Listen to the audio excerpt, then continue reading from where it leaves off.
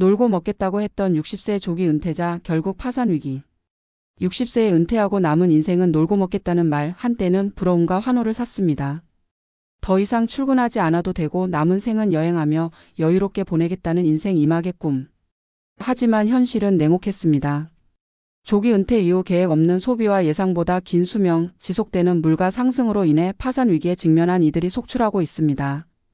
우리 사회는 점점 더 고령화되고 있으며 100세 시대를 맞이한 지금 은퇴 이후의 삶은 단순히 쉬는 시간이 아닌 제2의 경제 전쟁이 되어가고 있습니다. 이 글에서는 실제 조기 은퇴 사례를 통해 우리가 놓치기 쉬운 함정들을 살펴보고 이어서 재무 전문가의 시각에서 은퇴 후 경제적 생존 전략에 대해 구체적인 방법을 제시하겠습니다. 노후란 단순히 나이 든 이후의 삶이 아닌 지속 가능한 경제활동의 설계임을 함께 인식해 보시길 바랍니다. 본문 일부 조기 은퇴자의 실제 사례 나는 분명 계산했는데 왜 이렇게 됐을까? 박성민 가명 60세 조기 은퇴자의 추락. 박성민 씨는 60세에 35년간의 공직 생활을 마무리하고 조기 은퇴를 선택했습니다. 정년까지 3년을 남기고 자발적으로 퇴직한 그는 퇴직금 2억 5천만 원, 주택 한 채, 그리고 월 약 180만 원의 국민연금 수령이 예정된 상태였습니다. 그동안 성실하게 일해왔고 노후는 이제 문제 없다는 확신이 있었습니다. 하지만 문제는 그때부터였습니다. 여유로운 삶을 즐기고자 시작한 국내외 여행, 골프 레슨, 친구들과의 사교활동은 월 지출을 300만 원 이상으로 만들었습니다. 그에게는 지금은 내가 누려야 할 시간이라는 생각이 컸고 생활 수준을 이전보다 낮출 수 없었습니다. 반면 수입은 줄어들기 시작했습니다. 국민연금만으로는 부족했고 결국 퇴직금과 금융자산 일부를 조금씩 인출하며 생활했습니다. 그렇게 5년. 그의 자산은 3분의 2 가까이 줄었고 부동산 외 유동성 자산은 바닥을 드러냈습니다. 건강 문제로 인해 예상하지 못한 의료비가 들었고 성인이 된 자녀의 결혼 자금도 부담해야 했습니다. 이젠 여행은커녕 전기세와 보험료를 걱정하며 살아야 할 판입니다. 그는 말합니다. 나는 분명 계산하고 은퇴했어요. 그런데 세상이 변했죠. 물가는 오르고 수명은 늘어나고 나는 점점 작아졌습니다. 박 씨의 사례는 단순한 개인의 실패가 아닙니다. 점점 많은 중산층 은퇴자들이 겪는 현실이자 구조적 문제를 반영하는 경고입니다. 본문 2부 은퇴 후 돈은 어디로 샜을까? 은퇴 후 경제적 파산의 주요 원인은 다음과 같은 몇 가지 요소에서 비롯됩니다. 1. 잘못된 자산 소비 전략. 많은 사람들이 퇴직금이나 금융 자산을 예금이나 부동산으로만 운용합니다. 수익률은 낮고 유동성은 떨어지며 예상보다 자산 고갈이 빨라집니다.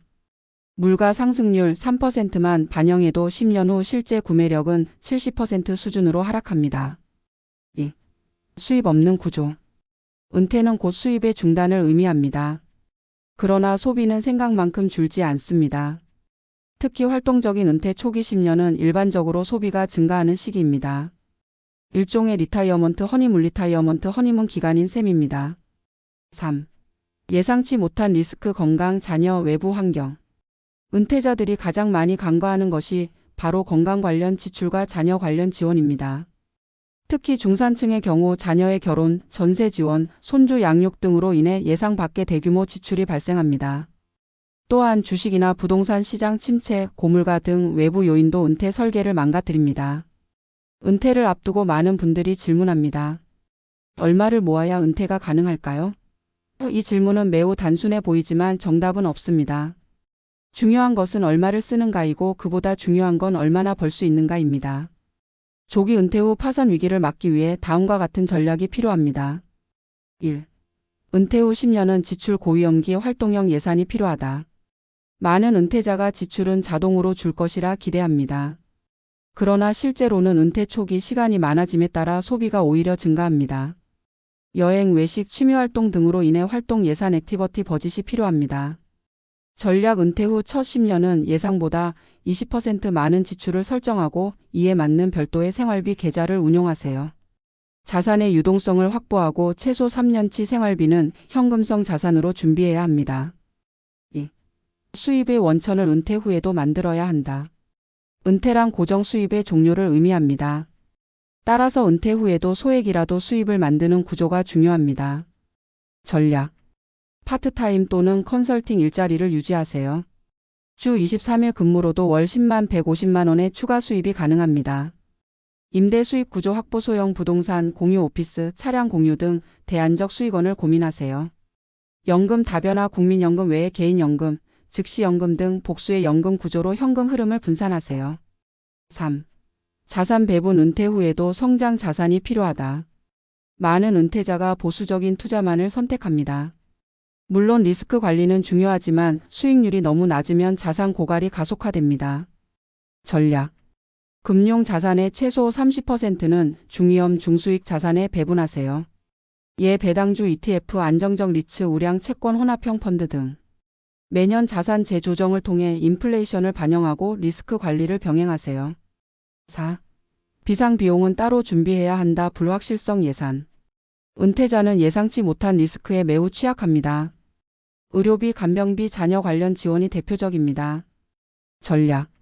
불확실성 대비 계좌를 별도로 운영하세요. 평균적으로 1억 원 이상의 비상 자금을 현금 또는 단기 금융 상품으로 보유할 필요가 있습니다. 건강보험, 실손보험, 장기요양보험을 반드시 점검하고 필요시 추가 가입을 고려해야 합니다. 5. 자녀와의 경제적 분리 명확하게 해야 한다. 은퇴자의 재정이 흔들리는 큰 이유 중 하나는 자녀의 경제적 독립 실패입니다. 전략. 자녀의 결혼, 주거 지원은 명확히 선 그은 예산 안에서만 지원하세요. 노후 자산의 일부를 신탁이나 유언장 등 법적 도구를 통해 방어할 필요도 있습니다. 은퇴란 준비가 아니라 설계입니다. 박성민 씨처럼 계산하고 은퇴했다는 말은 종종 환상일 수 있습니다. 실제 은퇴는 복잡하고 유동적이며 끊임없이 조정해야 하는 생애 재설계 과정입니다. 중요한 것은 돈을 모으는 것이 아니라 그 돈을 어떤 구조로, 어떤 속도로, 어떤 방향으로 사용할지를 계획하는 것입니다. 지금 은퇴를 고민하고 있다면 다시 한번 자신에게 물어보십시오. 나는 은퇴를 마침표로 생각하고 있는가? 아니면 새로운 설계의 시작으로 보고 있는가? 현명한 은퇴는 숫자가 아니라 전략과 습관에서 시작됩니다. 놀고 먹는 삶은 가능하지만 반드시 계획된 놀고 먹음이어야만 합니다.